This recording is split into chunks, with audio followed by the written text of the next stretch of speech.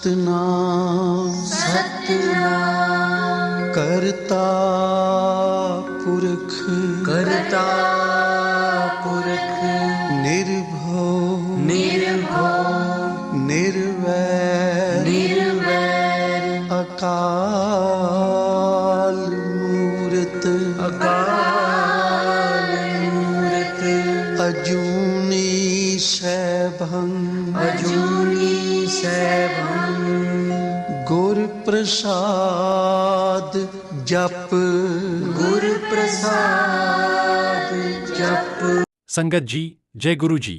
अमृत बेला के इस पवित्र क्षण में सेवा गुरु जी चैनल पर आप सभी का किशोर अंकल की ओर से हार्दिक स्वागत है। गुरु जी की चरणों में कोटि कोटि नमन। ओम नमः शिवाय, शिवजी सदा सहाय। ओम नमः शिवाय, गुरु जी सदा सहाय। आज हम लेकर आए हैं गुरुवाणी श्रृंखला का 54वां गुरु वचन। गुरु जी आज हमें समझा रहे हैं, सच्चा भक्त वही है जो गुरु की इच्छा में अपनी इच्छा देखे। संगत जी, ये वचन सिर्फ सुंदर शब्द नहीं बल्कि भक्ति का शुद्ध सार है। हम अक्सर सोचते हैं कि भक्ति पूजा में है, आरती में है या बार बार माला फेरने में है। पर गुरु कहते हैं, भक्ति का शिखर तब है जब तुम्हारी व्यक्तिगत चाहत गुरु की इच्छा में समा जाए।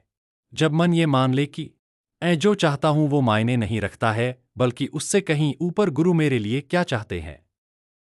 बस वही क्षण भक्त को साधारण से असाधारण बना देता है।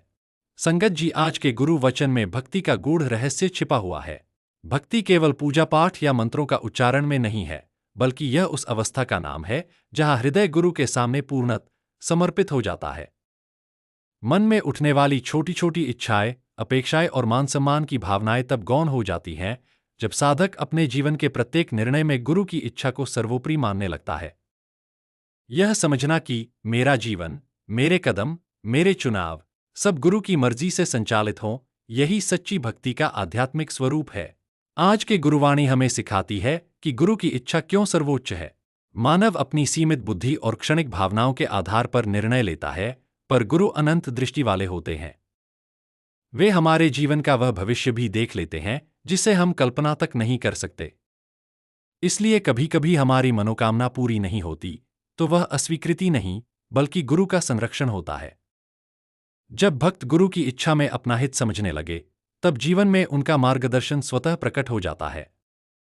यह भरोसा वह शक्ति है जो साधक के भीतर अडिग स्थिरता का निर्माण करती है। संगत जी, हमें समर्पण और कर्म का संतुलन बनाना सीखना है। समर्पण का अर्थ यह नहीं कि जीवन को कर्महीन बनाकर गुरु पर टिका दिया जाए।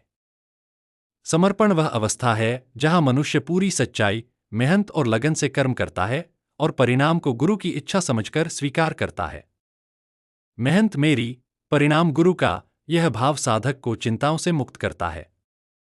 इससे मन शांत रहता है और भीतर से यह विश्वास जागता है कि जो भी हो रहा है वह सर्वोत्तम है और गुरु की कृपा से ही हो रहा है।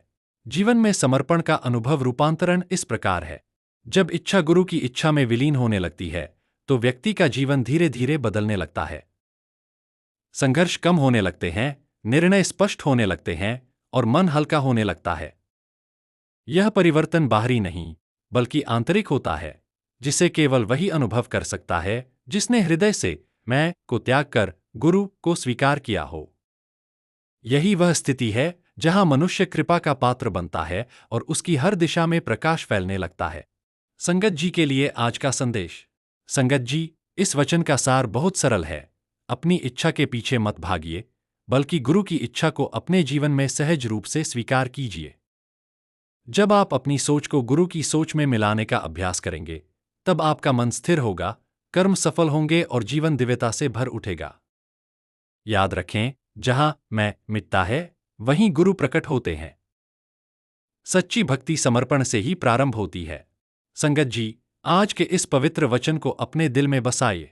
अगर यह संदेश आपको प्रेरित करे तो इसे दूसरे तक जरूर पहुंचाइए। सेवा गुरुजी चैनल को लाइक, सब्सक्राइब और बेल आइकन दबाएं ताकि गुरुजी के ये पावन संदेश नियमित रूप से आप तक पहुंचते रहें। संगत जी, जय गुरु जी। शुक्तम। सेवा गुरुजी चैनल, जानकी विलेज, सिलीगुड़ी।